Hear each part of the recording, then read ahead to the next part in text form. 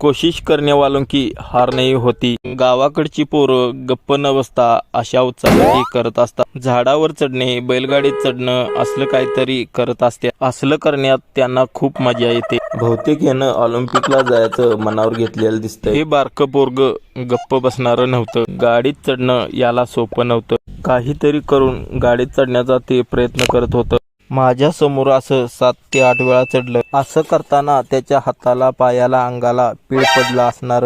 आता तुम्ही झाडावर नाही तर आणि कशावर चढला असाल तर मला कमेंटमध्ये नक्की सांगा। याचे बरेचसे प्रयत्न फसले होते तरी पण ते गप्प बसले नव्हते। या पोराला पण समजलं होतं गप्प बसलं तर वर जाता येणार नाही। कसे बसे करून ते गाडीवर चढायचे। आयुष्य जगण्याचे हेच गमक आहे। प्रयत्न करत राहा, कोशिश करते रहो, यश मिळत राहील। गावाकडचं टॅलेंट नक्की उपयोगी पडेल।